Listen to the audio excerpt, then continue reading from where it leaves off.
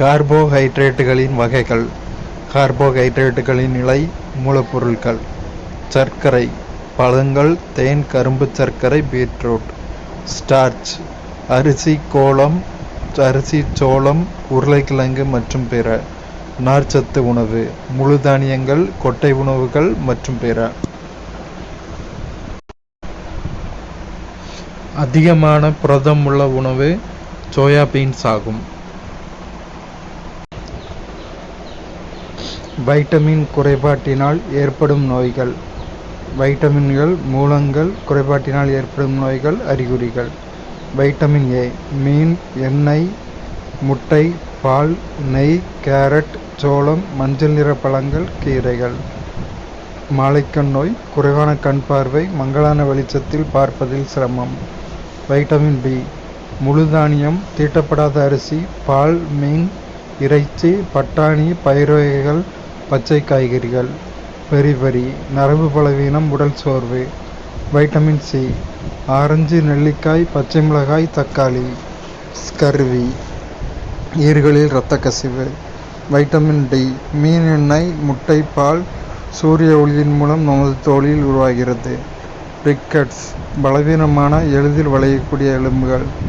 Vitamin E தாவர எண்ணெய்கள், பச்சை காய்கறிகள், முழு கோதுமை, மாம்பழம், ஆப்பிள், கீரைகள்.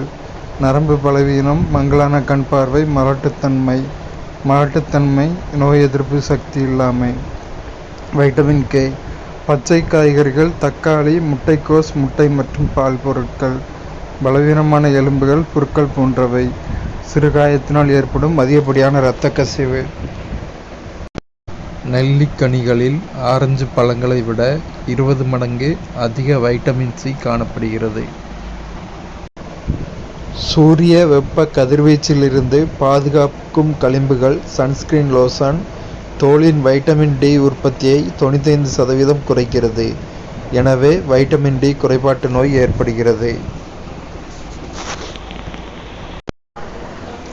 தாது உப்புகள் மற்றும் அவற்றின் பணிகள். தாது உப்புகள் பணிகள். கால்சியம் வலுவான எலும்புகள் மற்றும் பற்கள், இரத்தம் உறைதல். பாஸ்பரஸ் வலுவான எலும்புகள் மற்றும் பற்கள்.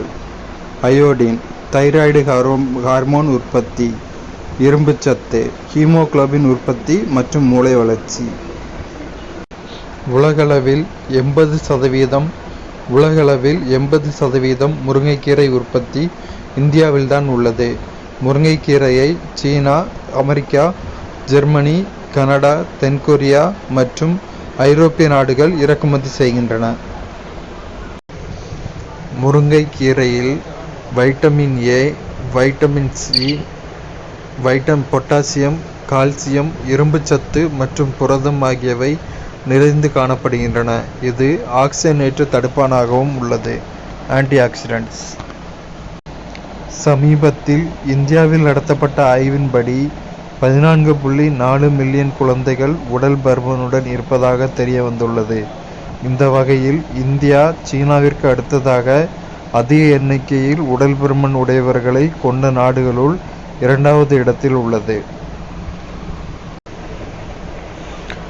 புரத குறைபாட்டால் ஏற்படும் நோய்கள். அறிகுறிகள். குவாசியோர்கர் வளர்ச்சி குறைபாடு, முகம், கால்களில் வீக்கம், வயிற்றுப்போக்கு மற்றும் உப்பிய வயிறு. மராஸ்மஸ் மெலிந்த உடல், மெதுவான உடல் வளர்ச்சி. தாது உப்புகள் குறைபாட்டால் ஏற்படும் தாது உப்புகள் நோய்கள்.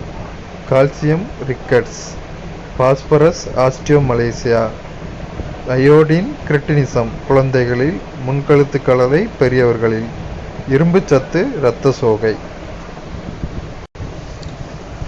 சீக்கிரம் படுக்கச் சென்று அதிகாலை எழும் பழக்கம் ஒரு மனிதனை நலமுடனும் வளமுடனும் மற்றும் அறிவுடனும் வைக்கிறது.